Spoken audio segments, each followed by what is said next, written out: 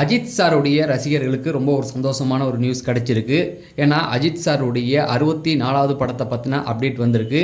இந்த படத்தை யார் இயக்க போகிறா, இந்த படத்தை யார் தயாரிக்க போகிறா, இப்படி நிறைய விஷயங்கள் இந்த வீடியோவில் பேச போகிறோம். நீங்கள் நம்ம சேனலுக்கு வர்றது இதான் முதல் தடவை அப்படின்னா நம்ம சேனலை சப்ஸ்கிரைப் பண்ணிட்டு வீடியோ லைக் பண்ணிடுங்க, ஹை பட்டனி தட்டி விட்டுருங்க. நம்ம சேனலில் சினிமா சார்ந்த அப்டேட்டுகள் நம்ம கொடுத்துக்கிட்டு இருக்கோம். ரொம்ப நாளாகவே கோடம்பாக்கத்தில் ஒரு டாக் போயிட்டு இருக்கு. என்ன அப்படின்னு பார்த்தீங்கன்னா, தளபதி அவர்கள் கட்சி தொடங்கிட்டாங்க, இனி சினிமாக்குள்ளே வரமாட்டாங்க அப்படிங்கிற ஒரு செய்தி போயிட்டு இருக்கும். இந்த பக்கம் பார்த்தீங்கன்னா தல அஜித் அவர்கள் வந்து ரேஸுக்கு போயிட்டாங்க, இனிமே அவர்லாம் சினிமாக்குள்ளே வரமாட்டாரு. இந்த பக்கம் சூர்யா அவர்கள் பார்த்தா பாலிவுட் போயிட்டாங்க அப்படிங்கிற மாதிரி நிறைய விஷயங்கள் பேசிக்கிட்டு இருப்பாங்க. தமிழ் சினிமாவில் இப்ப மாஸ் ஹீரோவே கிடையாது, அதனால நான் தான் அடுத்த மாஸ் ஹீரோ அப்படின்னு சொல்லி வாட்டர்மிலன் திவாகரே வந்து நான் தான் அடுத்தது தமிழ் சினிமாவோட மாஸ் ஹீரோ அப்படின்றது சுத்திக்கிட்டுலாம் இருக்கிறத நீங்க பார்த்துருப்பீங்க. அந்த மாதிரி எந்த ஒரு விஷயமும் நடக்க போறதில்ல. தளபதி அவர்கள் அரசியலுக்கு போயிட்டாரு.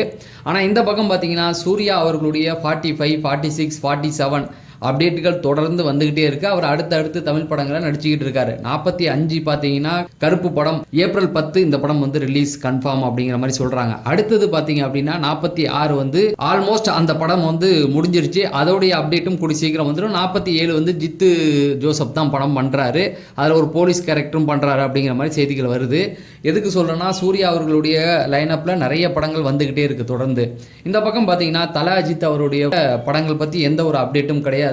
ஏன்னா தல அஜித் அவர்கள் வந்து ரேஸுக்கு போயிருக்காரு. சமீபத்தில் வெங்கட் பிரபு அவர்கள் கூட ஒரு இன்டர்வியூவில் சொல்லியிருப்பார், மங்காத்தா ரீ ரிலீஸுக்கு அப்புறம் தல அஜித் அவர்கள்ட்ட பேசுனீங்களா அப்படின்னு இன்டர்வியூவில் கேட்கும்போது கூட இல்லை, இப்போ பேசவும் முடியாது, எடுத்தாலும் ஃபோனை எடுத்து ரொம்பவும் பேச மாட்டாங்க, ஹாய்டா அப்படின்னு சொல்லிட்டு உடனே வச்சிருவாங்க, முக்கியமான விஷயமா இருந்தால் கேட்பாங்க, இல்லைனா இதுக்கு தான் ஃபோன் பண்ணியாடா அப்படின்ற மாதிரி திட்டுவாங்கன்ற மாதிரி சொல்லியிருந்தார். ஏன்னா அந்த அளவுக்கு ரொம்ப பிஸியாக இருக்கார். இந்த நேரத்தில் தான் தல அஜித்தோடைய படங்கள் வந்து ரிலீஸ் ஆகாது, அவர் ரேஸுக்கு போயிட்டாரு, அவருடைய படத்துக்கு ப்ரொடியூசர் கிடைக்கல அப்படிங்கிற மாதிரி நிறைய அப்டேட்டுகள் போயிட்டு இருந்தது. அந்த நேரத்தில் தான் மங்காத்தா படத்தோடைய ரிலீஸ் வந்தது. படம் முதல்ல ரிலீஸ் ஆகும்போதே தாறுமாறாக இருந்தது. அதோடைய கொண்டாட்டம் தேட்டரில் வந்து அதிரி புதிரியாக இருந்திருக்கும். அதுக்கும் கொஞ்சம் கூட குறைவு இல்லாமல் இன்னைக்கு 2026 இந்த படம் ரிலீஸ் ஆனாலும் அன்னைக்கு என்ன கொண்டாட்டங்கள் இருந்ததோ அதே கொண்டாட்டங்களை இன்னைக்கும் பார்க்க முடிஞ்சது. இப்போ தயாரிப்பாளர்கள், விநியோகஸ்தர்கள் எல்லாமே என்ன நினைச்சிட்டு இருந்தாங்க அப்படின்னு பார்த்தீங்கன்னா, இனிமேல் அடுத்து வர்றதுல சிவகார்த்திகேயன் ஒருவர், சிம்பு, தனுஷ் இவங்களுடைய காலம் தான் அப்படின்னு நினைச்சுக்கிட்டு இருக்கும் பொழுது, நான் இவங்களை தப்பா சொல்லல, தல அஜித் இந்த பக்கம் ரேஸுக்கு போயிட்டாரு அப்படின்னு நினைக்கிறவங்களுக்கு எல்லாம் ஒரு பதிலடியும் அதுல இருந்தது. தல அஜித்துக்கான அந்த மாஸ் வந்து குறையவே இல்லை. 10-12 வருஷத்துக்கு முன்னாடி பண்ண ஒரு படத்தை இன்னைக்கு ரிலீஸ் போட்டா அவருடைய ரசிகர்கள் வெறித்தனமா கொண்டாடிக்கிட்டு இருக்காங்க அப்படிங்கிறதையும் அது உணர்த்தினது. தல அஜித்தை பத்தின ஒரு செய்தி வந்தா போதும், எங்களுக்கு அவருடைய பழைய படம் வந்தா போதும், இதுவே எங்களுக்கு போதும், அதையே நாங்கள் சந்தோஷமாக கொண்டாடுவோன்னு ரசிகர்களுடைய அந்த கொண்டாட்டத்தை பார்த்து எல்லாம் வியந்து தான் போனாங்க. தல அஜித்தை பார்க்கணும் அப்படின்னு சொன்னால் நம்ம தேட்டரில் மட்டும்தான் பார்க்கலாம் அப்படிங்கிறது தான் ரசிகர்களுடைய எண்ணம். ஏன்னா இந்த படம் வரத்துக்கு கொஞ்ச நாளைக்கு முன்னாடி தான், அப்போ நான் சொல்கிறது பல மங்காத்தா படம் வந்து ரிலீஸ் இப்போ முதல்ல ரிலீஸ் ஆனிச்சுல, அப்போ சொல்கிறேன், அப்போ தான் ரசிகர் மன்றத்தை கலைச்சிருந்தார். ரசிகர் மன்றத்தை கலைச்சிட்டு இந்த படத்தை ரிலீஸ் பண்ணுறாரு, இது ஓடுமான்னு கேள்வி கேட்டாங்க. அன்னைக்கு அது பெரிய வசூல் சாதனையாக அந்த படம் பண்ணுச்சு. இப்போ இந்த படம் ரிலீஸுக்கு அப்புறம் அன்னைக்கு என்ன வசூல் வந்ததோ அதுக்கும் கொஞ்சம் கூட குறைவு இல்லாமல் இன்றைக்கும் வசூலை பார்க்க முடிஞ்சது. 25 கோடியை தொட்டுருச்சு அப்படிங்கிற மாதிரி சொல்கிறாங்க.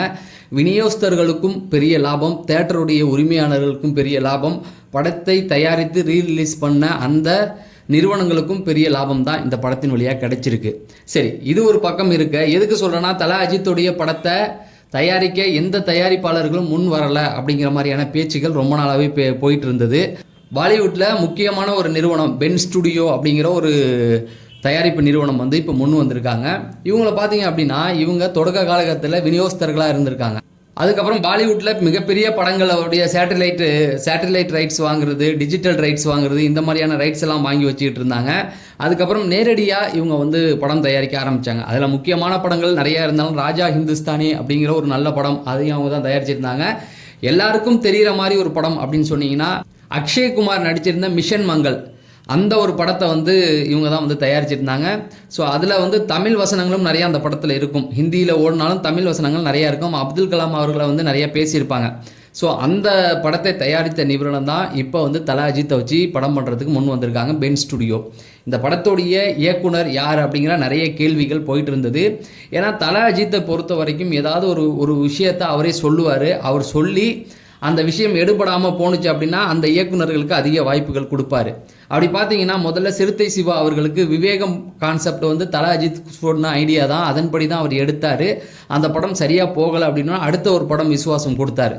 4 படமாக கணக்கில் வந்தது. அடுத்து பார்த்தீங்க அப்படின்னா வலிமை படத்துடைய கான்செப்டும் தல அஜித் தான் வந்து கொடுத்தாங்க. அதுவும் எதிர்பார்த்த அளவுக்கு போல. ஆனால் படம் வந்து எல்லாருக்கும் பிடிச்சிருந்தாலும் ஆனால் ரசிகர்கள் எதிர்பார்த்த அளவுக்கு சில விஷயங்கள் அதில் கம்மியாக இருந்தனால அதுக்கப்புறம் ஹஜ் உன்னத்துக்கும் ஒரு வாய்ப்பு கொடுத்தாரு. இந்த விடாமுயற்சி படத்தோடைய கான்செப்டையும் தல அஜித் தான் வந்து சொல்லியிருக்காங்க. இந்த படத்தை அப்படியே கொஞ்சம் ரீமேக் பண்ணலாம் அப்படின்னு சொல்லி மகிழ் திருமணிக்கிட்ட அவங்க தான் சொல்லியிருக்காங்க. ஆனால் அந்த படம் வந்து உண்மையாகவே மேக்கிங் வைஸில் நல்லா தான் மகிழ் திருமணி எடுத்திருந்தாரு. அந்த படம் ஏன் சரியாக போகலை அப்படின்னு பார்த்தீங்கன்னா, அதை வந்து இந்த படத்தை தான் ரீமேக் பண்ணுறாங்க அப்படின்னு சொன்னதுக்கப்புறம் நம்ம தமிழ் ஆடியன்ஸ் எல்லாருமே அந்த படத்தை ஒரு தடவை பார்த்துட்டாங்க. பார்த்ததுக்கப்புறம் பார்க்கும்போதே சிலருக்கு புரிஞ்சிருச்சு இது தல அஜித் நடிக்க வேண்டிய ஒரு படம் கிடையாது. ஆனால் ஒரு நல்ல படம், எப்படி கிரீடம் ஒரு நல்ல படமாக இருந்ததோ அதே போல் இதுவும் ஒரு நல்ல படம். ஆனால் இந்த மாதிரி படத்தில் தல அஜித் வரதை யாருமே விரும்பலை. படம் நல்லா மேக்கிங் வைஸ் நல்லா இருந்தாலும் வசூல் வந்து எதிர்பார்த்த அளவுக்கு போகலை. அப்போ எல்லாருமே என்ன நினச்சாங்க அப்படின்னா, இண்டஸ்ட்ரிக்குள்ளே தல அஜித் வந்து இன்னொரு வாய்ப்பு கொடுப்பாரு மகிழ் திருமணிக்கு அப்படின்னு சொல்லி நினச்சிக்கிட்டு இருந்தாங்க. ஆனால் ஆதித்ய ரவிச்சந்திரனுக்கு தான் அந்த வாய்ப்பு கிடைச்சது. ஆனால் அந்த படத்தை ஆதித்ய ரவிச்சந்திரன் குட் பேட் அக்லியை வந்து ரசிகர்களுக்காக ஒரு படமாக எடுத்தாரே தவிர எல்லா தரப்பு ஆடியன்ஸுக்கும் ஒரு படமாக அவர் எடுக்க தவறிட்டார் அப்படிங்கிறது தான். எப்படி ஒரு விசுவாசம் வந்து எல்லா தரப்பு ஆடியன்ஸையும் கவர்ந்ததோ அதே போல் வந்து அவரால் அதை பண்ண முடியல. எதுக்கு சொல்கிறேன் அப்படின்னு பார்த்தீங்கன்னா, மகிழ் திருமணிக்கு வாய்ப்பா ஆதித்ய ரவிச்சந்திரனுக்கு வாய்ப்பா அப்படின்னு கேட்டிங்கன்னா, கண்டிப்பாக இந்த 64 வந்து ஆதித்ய ரவிச்சந்திரன் தான் கொடுக்க போகிறாரு. அப்போ மகிழ் திருமணிக்கு வாய்ப்பு இருக்கா அப்படின்னு கேட்டிங்கன்னா கண்டிப்பாக இருக்குது. ஆனால் ஃபியூச்சரில் கொடுப்பாரு அப்படிங்கிற மாதிரி செய்திகள் வந்துகிட்டு இருக்கு. குட் பேட் அக்லியை எப்படி வச்சிருப்பாருன்னா, தல அஜித்தோடைய பழைய படங்களோட ரெஃபரன்ஸ் வச்சு பண்ணியிருப்பாரு. தமிழ்நாட்டில் நம்மளால் கனெக்ட் பண்ணிக்க முடிஞ்சாலும் மற்ற ஸ்டேட்டில் படம் பார்க்கும்பொழுது சிலருக்கு அது கனெக்ட் ஆகாது. ஏன்னா தல அஜித்தோடைய எல்லா படத்தையும் பார்த்தா தான் அதை ஒரு சில விஷயத்தை புரிஞ்சிக்க முடியும். ஆனால் அதனால தான் அந்த படம் வந்து மற்ற மாநிலங்களில் கொஞ்சம் வரவேற்பு பெறாமல் போணுச்சு. ஆனால் இந்த படத்தை ஒரு பாலிவுட் நிறுவனம் தயாரிக்கிறனால இந்த படம் ஒரு பேன் இண்டியன் ஃபிலிமாக தான் வரப்போகுது. இதை எப்படி அவர் எடுக்க திட்டமிட்டிருக்காரு ஆதித்ய ரவிச்சந்திரன் அப்படின்னு பார்த்தீங்கன்னா, இது முழுக்க ஆக்ஷன் வித் எமோஷ்னல் கனெக்டோட இந்த படத்தை வந்து கொண்டு வர போகிறாராம். தல அஜித்துக்கான மாஸ் அவர் வைப்பார்னு எல்லாருக்குமே தெரியும். ஏன்னா அவர் ஒரு ஃபேன் பாய் தல அஜித்துக்கு அப்படிங்கிறது எல்லாருக்குமே தெரிஞ்ச ஒரு விஷயந்தான். அதனால் தல அஜித்துக்கு தேவையான மாசும் இருக்கும், எமோஷ்னல் கனெக்டோட இந்த படத்தை வந்து கொண்டு வர போகிறாராம். அதாவது அவருடைய ஸ்டைல்லையே கொஞ்சம் காமெடி ப்ளஸ் ஆக்ஷன் கொஞ்சம் சென்டிமெண்ட் இதெல்லாம் வச்சு தான் இந்த படத்தை வந்து எடுக்கிறதுக்கு அவர் திட்டமிட்டிருக்காராம். ஸோ கண்டிப்பாக நம்ம எதிர்பார்க்கலாம் தல அஜித்தோடைய இந்த 64வது படம் ஒரு பேன் இண்டியன் ஃபிலிமாக தான் வரப்போகுது. கண்டிப்பாக எல்லாருமே கொண்டாடுற அளவுக்கு இந்த படம் இருக்கும் அப்படிங்கிறது தான். ஏன்னா இளைஞர்களுக்கு பிடிக்கிற மாதிரி ஆதித்ய ரவிச்சந்திரன் படம் எடுக்கக்கூடியவர். அது பாலிவுட்லலாம் ரொம்ப கனெக்ட் ஆகும், செட் ஆகும் அந்த கான்செப்ட்லாம். சரி, உங்களுக்கு தினமும் சினிமா சார்ந்த செய்திகள் தெரிஞ்சுக்கணும்னு நினச்சிங்கன்னா நம்ம சேனலை சப்ஸ்கிரைப் பண்ணிட்டு இந்த வீடியோ பிடிச்சிருந்தா லைக் பட்டனை தட்டுங்க அப்படிங்கிறத சொல்லி நான் விடைபெறேன். நன்றி, வணக்கம்.